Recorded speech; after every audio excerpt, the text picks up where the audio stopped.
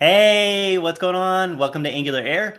I am your host, Justin Schwarzenberger, and on today's episode, we are going to be talking about dry forms. Who knows what they are? We're going to find out. So it should be pretty exciting as usual. Let's say hi to our panelists, and then we'll say hi to our guest. Joining us today, we've got Alyssa Nichol. Alyssa, how's it going? Hey everyone, glad to be here. Awesome. And Bonnie Brennan is with us. Bonnie, what's going on? Whole lot of nada. How are you? I am doing swell as usual. I'm excited. Who do we have today? Ooh, I'm getting better because I ask you and let you say instead of saying I'm so excited to have our guest. Who is it?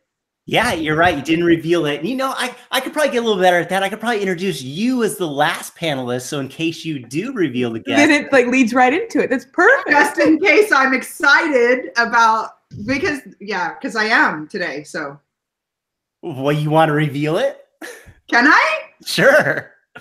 Okay, my friend Sander, but I still can't say his last name. Elias. But I just know him as Sander. Elias. Everybody knows Sander. I mean, I feel like everybody. I love Sander. Sander. And just a footnote, he's all of our friends. Yes. So, all right. Yes. Sander, how's it going? It's going well. It's quite busy preparing myself for speaking on ngConf and stuff like that. You're such a jet setter. I really think Sander is genuinely one of the nicest people in the Angular community. Oh, thank you. Don't let it go to your head, Sander. Oh, too late. It's done now. Yeah.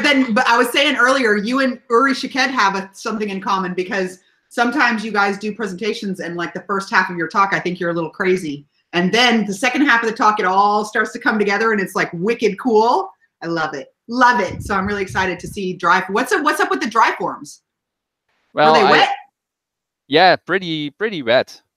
Actually, the forms in Angular are pretty repetitive. Whatever. Repetitive. That's the word. Yeah. I can type it a gazillion times without. No, that's not true. I'm from Texas. I can tell you how to pronounce anything. Really? Oh my God. Sander trying to do a Texas accent. Oh, please. Keep that going. Sander said, y'all come back now. You hear? Yeah. No, that was wonderful. So dry is do not repeat, right? Yeah, that's it. And I'm getting my notes on front, so I. And I'm curious, does dry have anything to do with reactive? Well, the reactive forms in Angular are the worst offenders of it. You're saying reactive forms are not dry? Do you think they're dry? I'm very confused. I didn't know they were not dry. they are so not dry. Okay. Well, I'm excited to see what you have for us then. Okay. Justin, can you show my screen? I've prepared a little form, which is really a little form. All right. Switch to my screen thingy. Got it. I think we're good. It's on there. It's on there. This was confusing for me in the pre-show because Sander was in our chat twice, and I was like, wait, what's going on? So you can see Sander in his face and his screen at the same time, which is very unusual, and I have to say I'm quite impressed. I know you haven't started yet, but yeah, I'm impressed already. This is going to be cool. I prepared a little form. We all like our forms to be immutable, so if you save a form, and I will show the code later on, it does nothing apparently.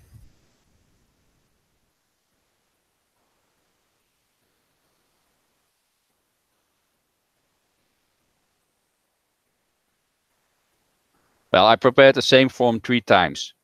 One as an observable form, something you don't know yet. One as a ng model, and one as a reactive form. It's all the same form. It's all the same functionality. It takes in a JSON-like object. It puts it on the screen, and there is a save and a cancel button. And I think I killed this one. Okay, so the ng model one, that's like the template driven forms one, and then the reactive form one is the reactive form ones, the two different ways that we could do forms in Angular. Is that correct? That's correct. And you, from this, you can see I have a third one that I called observable forms, because I think the reactive forms are not really reactive. So I now switched my screen to... That is scandalous. Scandalous? Really? Are you prepared to stand by that controversial statement? Yes. I got to see this. Well, I switched to a little bit of code here. This is the code for the template-driven form. On the left side is the controller. On the right side is the template. This isn't so really bad, but I don't think it's really dry, because I have here the ng model, and I have to put in there an object, and I have to tell it, hey, it is its name. By the way, I didn't really notice this for the long time, but you really need to have a name attribute on the template, otherwise the thing won't work. So you have to put in name and the property there too, like twice. I don't really understand why that's needed. I think, isn't that name then used as the property on the JSON object that the form saves out? No, I don't think so.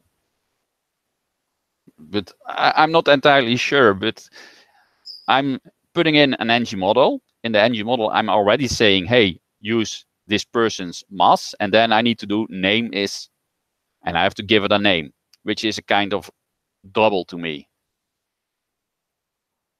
But this is the least offender, because it gets worse. If I go to the, you see, this is a little bit of code. It's not too much. Do you want me to go over it? I have a, let's switch to, you want to stick, are you talking about going over the code on the left or going over the code on the right? Yeah, I will. The code on the right, I think, looks pretty self-explanatory.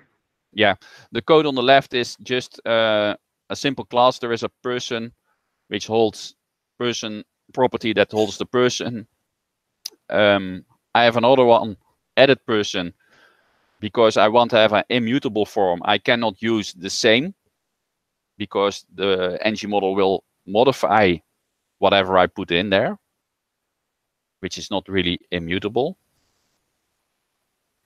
Sorry, I just noticed that my cursor on the screen is going way slower. So I need to adapt a bit. Then I have an observable that basically just uses an API to retrieve a person, a random person. So every time I reload the form, I don't look at the same data. That is a little bit the boring part. I like it. So this is like an edit form then, right? Where when you go to the form, it's pre-populated with some data, yes. And you want to get that into these form fields. And that's what this backing person object is provide that data for your form fields. Yes, that's exactly what it is.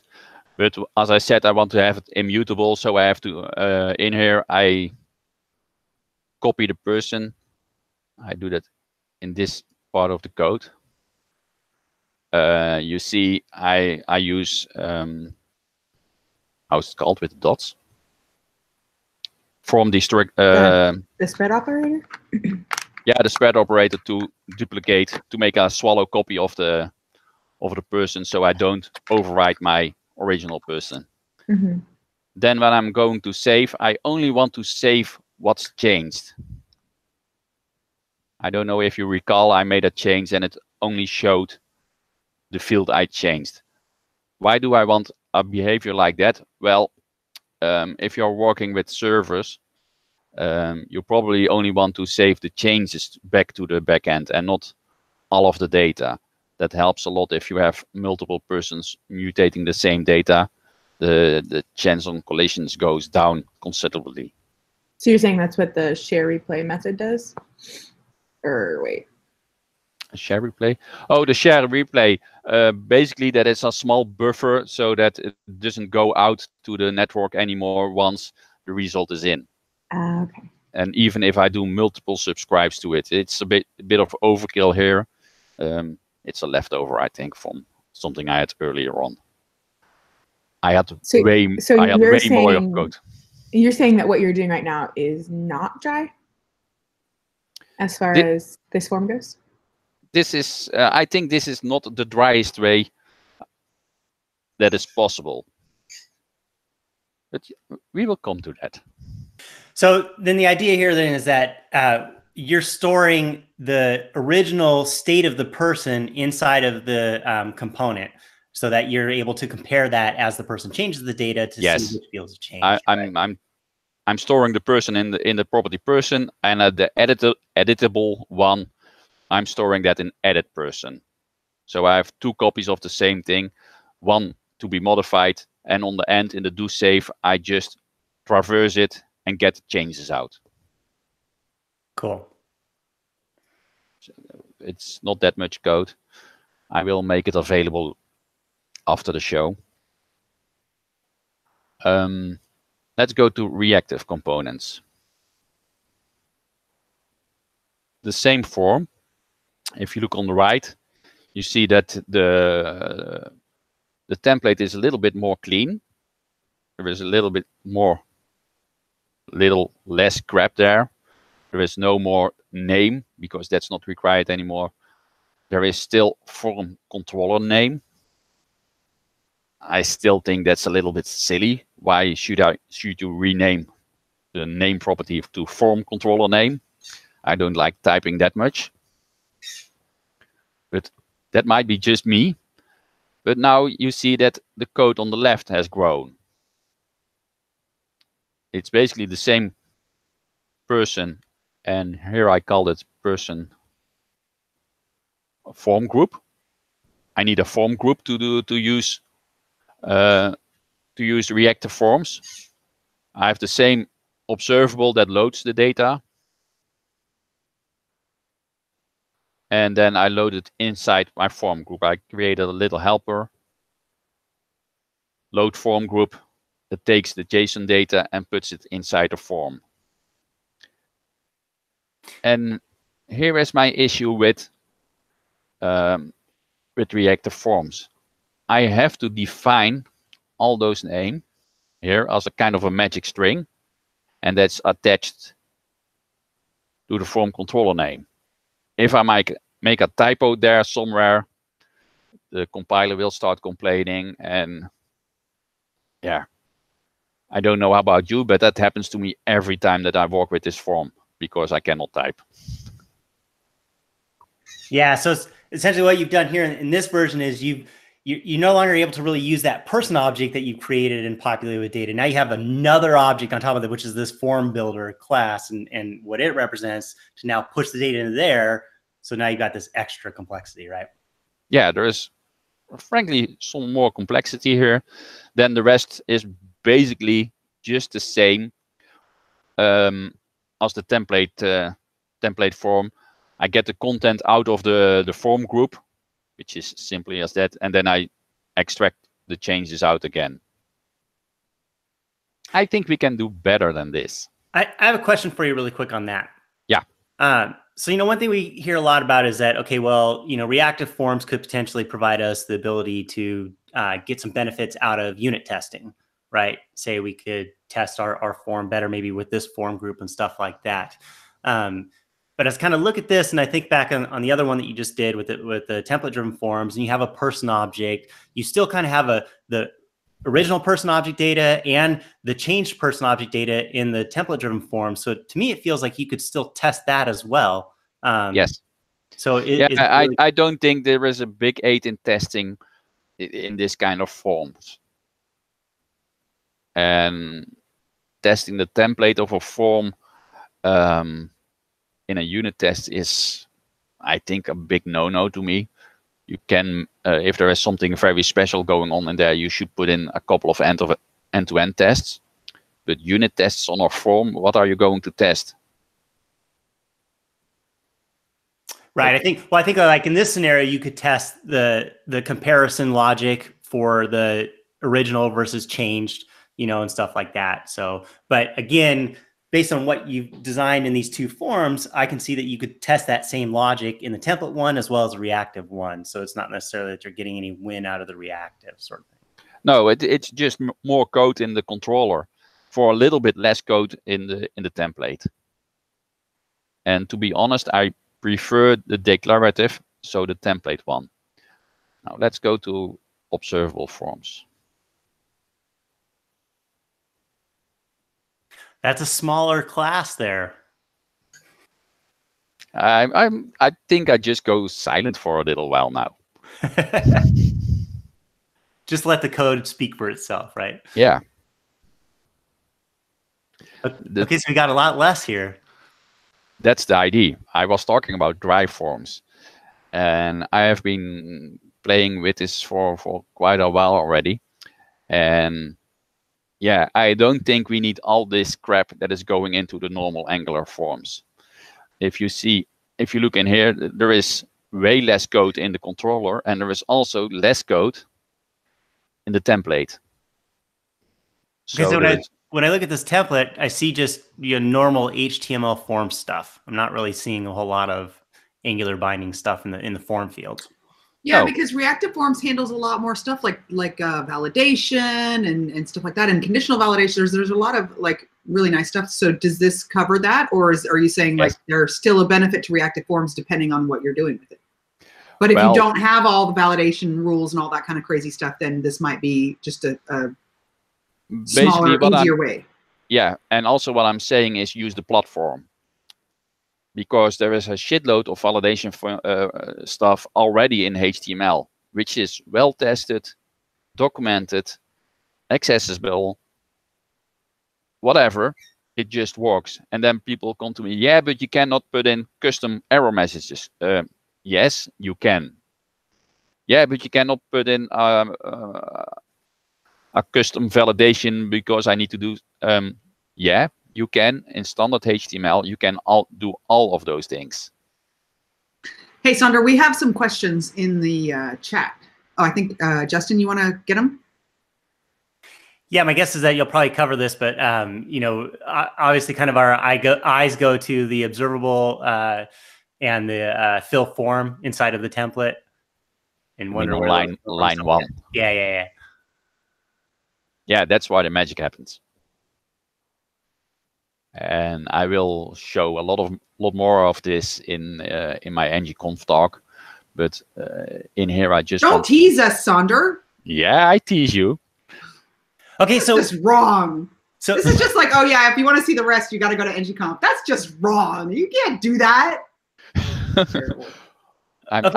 So what's the concept here? Like, what are we trying to drive for? Obviously, we're trying to do dry, right? We're trying to reduce this code and this footprint that we have both in our class and in our template. And how is it that we're going about doing this with these observables? Yes, actually, this is a fully observable form. If you look at my to save, that is really a lot simpler than before, because it just outputs what I need. I only outputs the changes. But there is more to this. If I really want to grab into it, I can use a special decorator and pull out a real observable that will next on every keystroke with all the data that's in the form, with all the changed data that is in the form, I have to say. And if I switch back to this one, if I change, for example, the date, and I put in a save, you see now I have a correct date in there. And if I change a name and I put in save, it will set back just the hair color, the date. That are the two fields I changed. I merged in the ID in the do save. Oh, and now I think, oh, I made a mistake, so I push cancel, and everything is back to where it was before. If I go to the show model, well, the save functionality is the same. If I do this and I push save, my mouse button is sticking. So that's what's going on. You see here, I have the hair color. That's what I changed. Oh, I made a mistake. Cancel. Oh, crap. The thing is, if I use a template-driven form or a reactive form, this is the default functionality. If I just do a HTML cancel, it wipes out everything that's in the form, which is what it is designed to do, but not what a user might expect. I love it when I fill out a form and then I hit the wrong button and the whole form resets. I just love that. It makes me, okay. I will build in that functionality, so if it sniffs just you, it will do that for you. It makes me say all the cuss words. Okay, so yeah, but this is the default functionality from template model. The default functionality for my thing. If I press cancel, okay, it cancels. It goes back to where it was before. If I save, there is no change. There I go again. There is one change. That is pretty clean. It is pretty clean. Also, perhaps you did notice, dates are working here. If I put in a new date, I get out a real date. If you look here, I don't know, let's refresh this one. The date is off here because it's those Europeans. Yeah, the date is in the European form, yes, because I'm on a European system in a European browser, and just put everything in the right order. Wait, that doesn't have anything to do with it. Are you blaming the European date for something, Bonnie? Yes, I am. Okay, so can we touch real quick back on the cancel and the clear out, that concept, right, like, that you're bringing up of the template-driven forms and reactive-driven forms, that default behavior of just resetting the form. We could certainly go in and add code to handle that scenario and repopulate it with our initial data object that we're editing. But we have to do that, to do that. And typically, if we're thinking about it, if we have an edit form and we're editing an object, it would be nice to reset that form back to whatever the initial binded data is. And so that's what you're kind of covering here, is that this implementation that we have is solving that scenario so that we don't now have to do it every time we create a new form. Exactly. I already solved that issue. What I also solved is it knows how to handle a date, a JavaScript date. It just handles it. And if you put in a date, it uses a date and handles it like a date. If you put in a number, it knows how to handle a number. I'm getting also out a real number, which is not always happening in template forms. You need to do some data massaging beforehand. And I think that's a little bit stupid because, yeah, well, let's go back to the code. I can show you. Tell us how you really feel, Sander. So, okay, can you, this is the first one that we're looking at, or this is the last one. This is the observable one. This is the observable one. You see, if I'm making a form, there are things like, hey, I'm putting in text, I'm putting in number, and I'm putting in date. And I'm just putting in a date. And I think the framework should be smart enough to know, hey, they're asking for a date. So probably it will be a date and not a string or something else, or a date cut to a string that is year, month, date. And then you have to convert it on beforehand and afterwards. Well, I do like that because you're saying you're just taking advantage of the functionality that's there without writing any code at all if you do it in this way. But what can you show us again? Where's that cancel button? It's just a reset. Oh, because it's on the end of the line. Because it's on the end of line 31, so that's why it's going off the edge of the screen. I'm just using the platform. button type reset is cancelled. That is pretty nice, actually, because that's about the simplest cancel button I've ever seen. It is simple too with reactive forms, but I think that might be even simpler. I hate to say that because I do love reactive forms. This is the reactive form, and it also has a cancel button, which and it's just a reset. Yeah, it's just doing the reset. Yeah, it's I would actually probably handle that reset in the TypeScript because I just forget that I can just do a button type reset because I don't think I've done that in a while. I forgot. It's so simple. Yeah, but what Sanders is saying, right, is that reset functionality auto bound up inside of the reactive form is actually clearing all the field data. Is that correct? Yep. So that's something we don't want, right? Like generally speaking. Right, like in this scenario, right? Because we're in an edit form. So if a user goes to edit this piece of data, they have the form filled out with that data. And if they make some changes and then want to reset it, they want the form to go back to the same data that was initially loaded. Right, not an atomic bomb to nuke the whole form. Right, yeah. Yeah, but the same goes for a new form. If you are doing a new form, that's basically just an existing form with empty data, which can have default data, because our date will probably be the date of today and stuff like that. Okay, we have more questions. That's another good subtle point, though. I want to make sure that's clear. Like if you have that initial new form and you want to have some default value in a field and you hit reset, it clears that field, but you would really want the reset to go back to that default value for the drop down or something like that, right? Exactly. And you can program all that and code all that, but like Sander, like you're saying, is like it'd be nice to have the stuff just automatically do it for you because the knowledge is there in the code base for it to be able to figure those things out. Yeah, I think use the platform, use what there is already in HTML. HTML5 has an elaborate set of form helpers. It also has, I don't know, did you notice that there is a little green bulb there? And that probably means that, oh, there's something wrong there. Well, you are live streaming. It's kind of a requirement for something to go wrong when you live stream. I think that's like, no, the form is reporting to you that it's required maybe, and you don't have something in there. Yeah. Yeah. Poggle the lesser.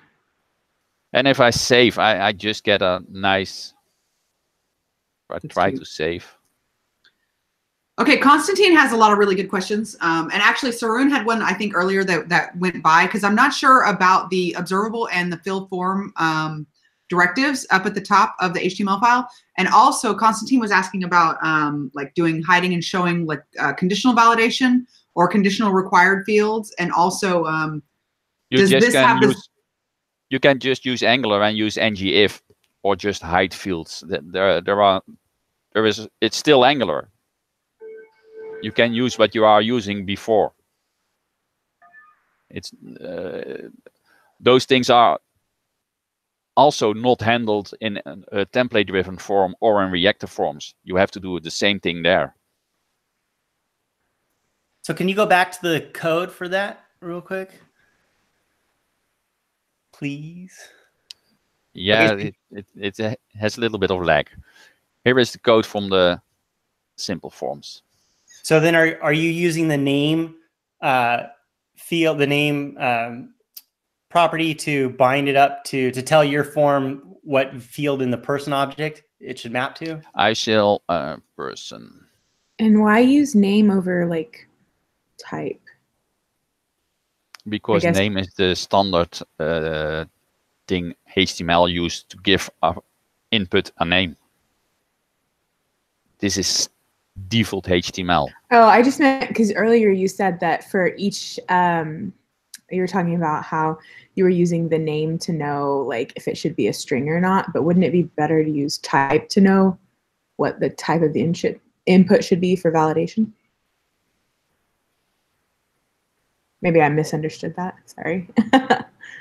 you basically HTML has quite a few different kind of inputs, like input type is text and type is number.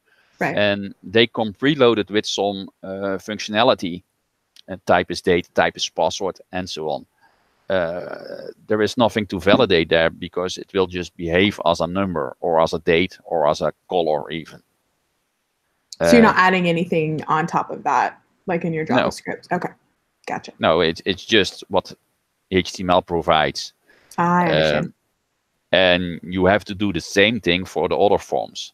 I thought you were saying like you were using the name to somehow do some behind the scenes validation. I'm using the name to do the binding.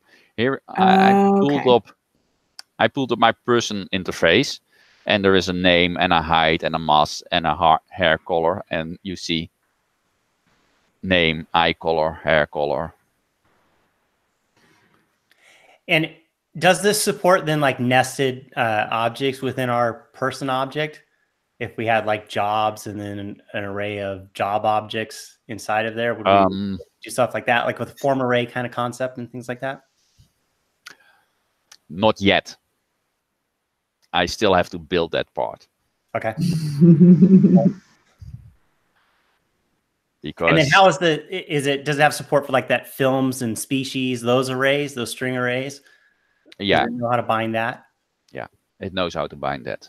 Okay, cool. You could just go ahead and build it for us real quick right now while we watch.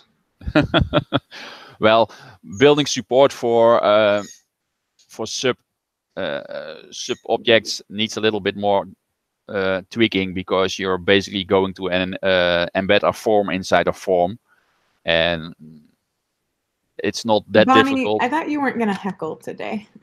No, he said I could heckle. We specifically covered that in the pre-show. I got permission for heckling, and I love Sander, so I only heckle the guests that I really love, Sander. So don't worry, it's cool.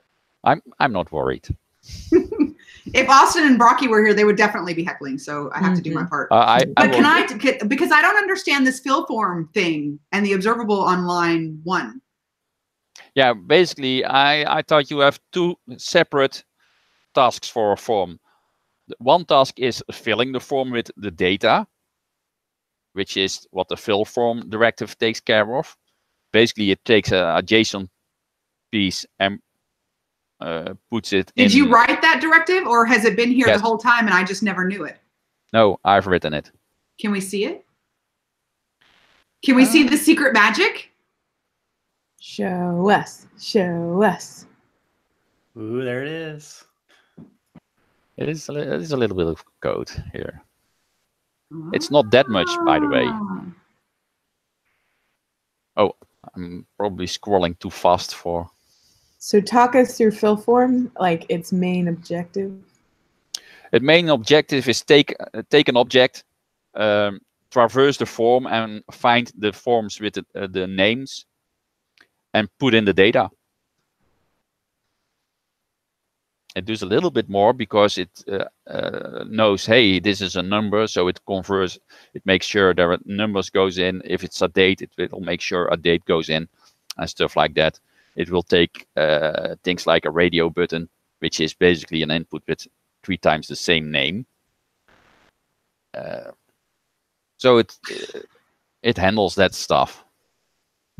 So if somebody loves this and they don't want to write that directive, it's going to be, you're going to put it on GitHub and they can just like copy your directive and use it. Because I think the functionality is good, but that's a lot on the directive. So we don't want to recreate the wheel that you've already created. No, can we have it? Yeah, you can have it. Asking for a friend. Yeah. It will be available. I still need to polish it up a little bit more because it's still a little bit rough. And I will release the observable forms, I think, the second week of May, approximately. The second week of May? That's awesome. That is literally the best. Patience. Hey, that's a good target date. I mean, it's a clear date, right? I know. Yeah, it's very. Such a tease. That's just. Oh, we have to win. Don't you know we need instant gratification, Sander? I know. May. You're killing me. I know. Okay, so then you started heckling, so you asked for it. Only because I love you. Okay, so the fill form is just binding up it's not binding, is it? Is it just setting the data on those form fields? Yeah, it's just putting in the other one is the observable. What the observable does is what you would expect. It inspects the form and creates an observable out of each input in there. So I have a object full of observables, and I can observe any field in there, which is just a normal observable. And there is also an observable wrapping all those observables, so we can observe the observables in an observable way. You sound like Hans with his schematics. So easy. Well, the an thing observable is, wrapping an observable. Yeah, I have another form which I actually didn't really want to show, but I'm going to show it anyway.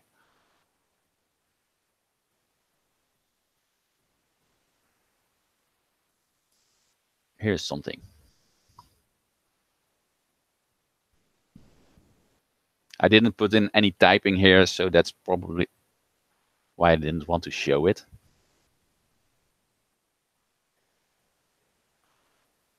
So this is allowing you to get a handle to that observable from that form that you created? This goes into the template. No, not into the template, but it fetches the form data observable from this observable thingy.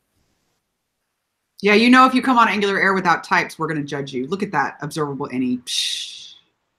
Man, good, isn't it? You are just it down today. Isn't that technically no, I'm just having joking. some type? Because couldn't you just like leave it off completely? Yeah, it's fine. It's fine. No, we love you, Sander. We need to offset this with a bunch more love here. We need to fire off a lot of love here for the end of the episode. You see why Mike mutes me? Does Mike mute you? He does. He does mute me. So rude. Okay, so then with this, then we're able to get a hold of that observable, and then we can react to those data changes off that form. And I just killed something.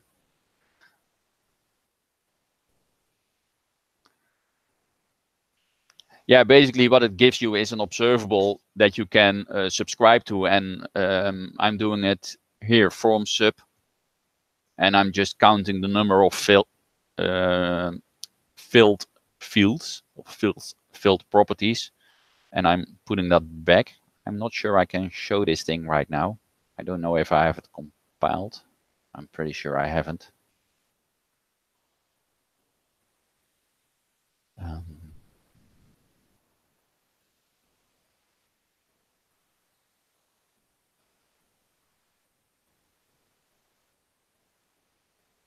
Nope, I don't have it available.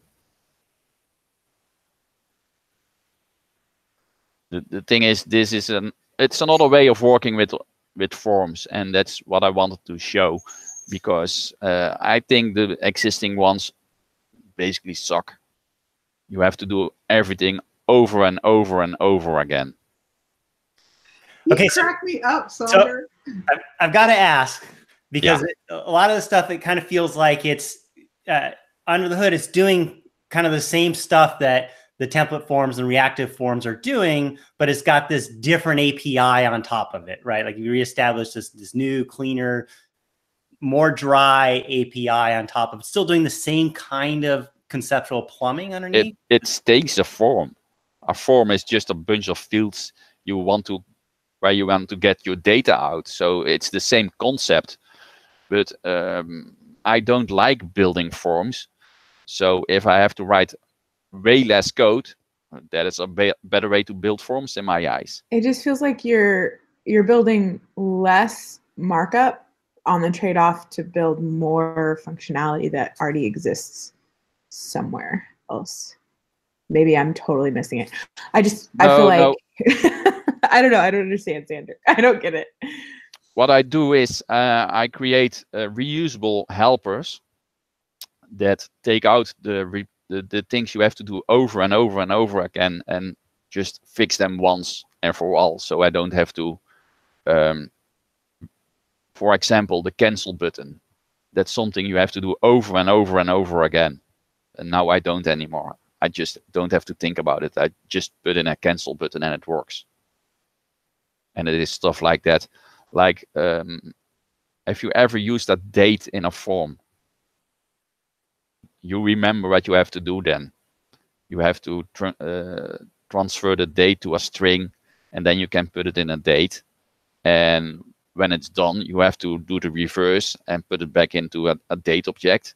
In here, you just put in a date object and it handles it. And because the browser knows in what country you are, it will make sure it shows it in your format. If you open this thing in your browser with English settings, it will use the English settings for date. So I don't have to think about stuff like that. It just works. And that's something and that's what I mean by dry. You don't have to code stuff over and over again, and you don't have to put in names and stuff twice or 3 times even, just to get things out. That's I guess another thing would be like, would it have been possible, or did you go down that road of like utilizing the existing plumbing of template forms or reactive forms, and then just focusing on directives and things that could be implemented in the markup and maybe in the component in a more dry way, right? Rather than writing all the actual underlying observables and all that stuff, would it be possible to just leverage Angular's guts of the things, right? Form controls and things like that? No. Just no. Wow. Believe me, I have looked at it, but I think I written 200 lines of code to make this possible. Have you looked into any of the forms module from Angular? Yeah, I have, and I understand what you're talking about. The challenge of trying to say, okay, can I extend that in some way? Can I make type of an advancement on top of it and leverage the power of it? And yeah, but I don't think there is that much added power. I really don't see it. The only thing I'm considering is using the validators, because I can hook up the existing validators to this system. I haven't done that yet because it's just me, and I'm doing it in my sparse spare time. So, but that is possible. Yeah, I can see that, because like these validators are these isolated type of function checks that run, and you're passing it a form control object. It's looking for certain things. So really could kind of wrap that into a leverage of using it like in this thing. I could see that. Yeah. But then I looked, and but what are really the added value validators in Angular that are not already in HTML? Then I go, basically I draw a blank, because there is a min length, there is a max length, there is a min, there is a max, there is a pattern, there is a required length, well, that covers most of the use cases. And pattern, is there a pattern one? I think there's a pattern one too. Yeah. Yeah, there is so a all pattern. those default validators that Angular provides out of the box are similar to what we can get out of HTML. What about like legacy browser support or anything like that? Maybe something along those lines, or a browser that doesn't support those HTML5? I think those forms will support more browsers than. Wait, are you talking about browsers that don't talk HTML5? Or maybe maybe they don't have the. Can you show me one? I don't know. I'm asking.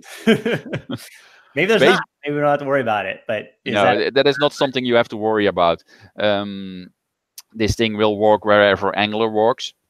So basically, Internet Explorer 11 and up. I must be honest, I didn't test on Internet Explorer. I think nobody does anymore. And if they do, I'm sorry for you. Sorry. I mean, I just have painful flashbacks to the days where there'd be like random BRs put into markup by some browser, but not other browsers. So, I'm just always defensive. Yeah, but the thing is that that's not the case anymore.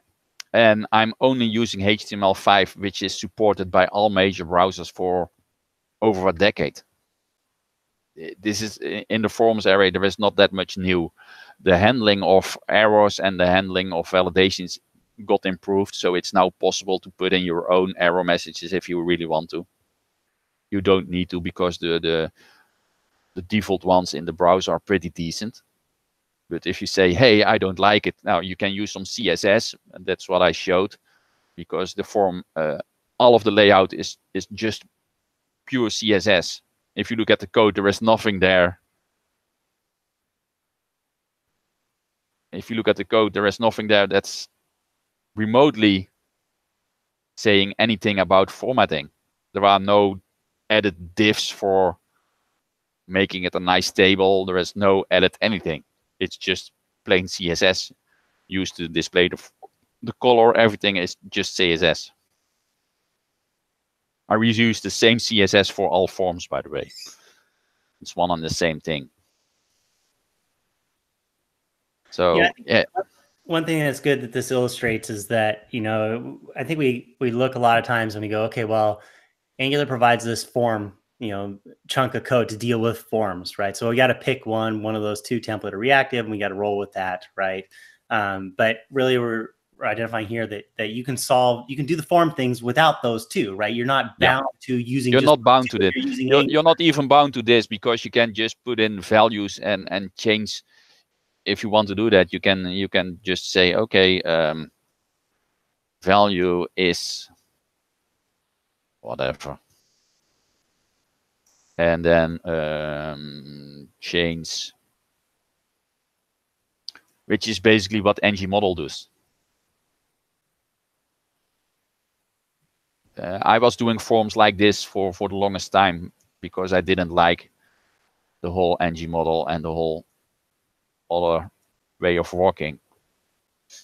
And so the idea being that look, we can exist in this, we can build Angular applications and build forms with a different way than just the template or reactive forms. There's we can handle this other scenario. So and it's not that hard. This is the coda that's behind this. The fill form is I opened it somewhere. There's a little bit of complexity in here, but it's like 150 lines of code to fill the form, and there is a load of empty space in there and comments. You scrolled away. I didn't read all of it. I just saw, surprisingly, this works. And I didn't see the rest of the comments. I love that. I love it. Surprisingly, this works for most of the types. Anything fancy. Target that value.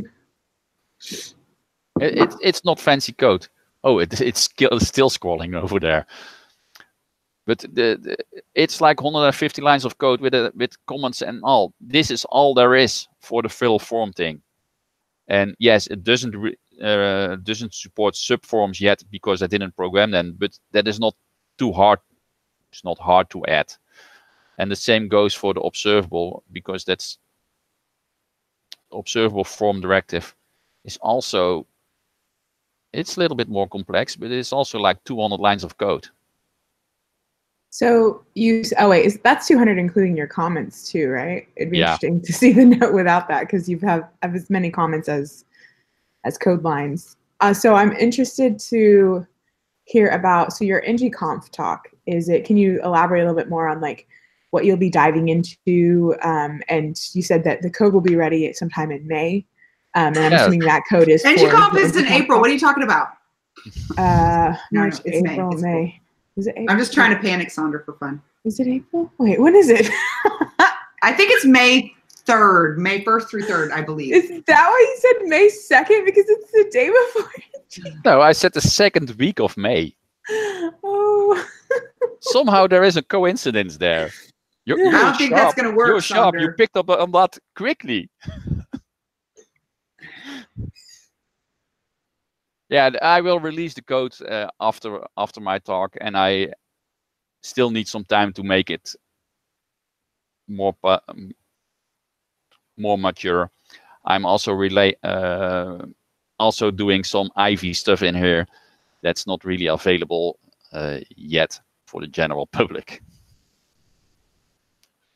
To be honest, the Ivy stuff is mostly in the decorator that pulls out a form observable, because that's not possible without Ivy. Yeah, I was going to say, did you find that Ivy's allowing you to do some things that you might not have been able to do? Yeah, I'm not going to show you another thing because we are out of time, I think. But yeah, Ivy allows me to do things that are not possible right now. That's Terry. He's teasing us again. Very cool. I can do cool stuff. Y'all can't do it yet. Wait. Come back. Well, I mean, look, we only have an hour, so it's not like go over all. I think you might need to come back on the show, Sander. Yeah, I might. He was testing the waters with us, right, to make sure, like, okay, I promise I'll be nicer next time. Give me another chance. Always ask questions to prep for the future. All right, well, we're getting to the top of the hour. Any last little bit you want to throw in here about this, or are we ready to move on to picks? They want to know where he's from. The Netherlands, Sander? I'm from the Netherlands, yeah. It's like they know you're Dutch. The Dutch people know you're Dutch. Yeah, most people will hear my little bit of an accent and know I'm Dutch. Well, we have someone watching the show, actually, who's from the Netherlands, so that he was wondering if you guys were neighbors. Yeah, you should open the window and just wave outside. Say, just holler Constantine as loud as you can and see if he hears you. Oh my gosh, he's going to do it. Oh, not right now, you mean? No, he's probably not my neighbor. The Netherlands is a little bit bigger than 2 houses. Not much, but a little bit.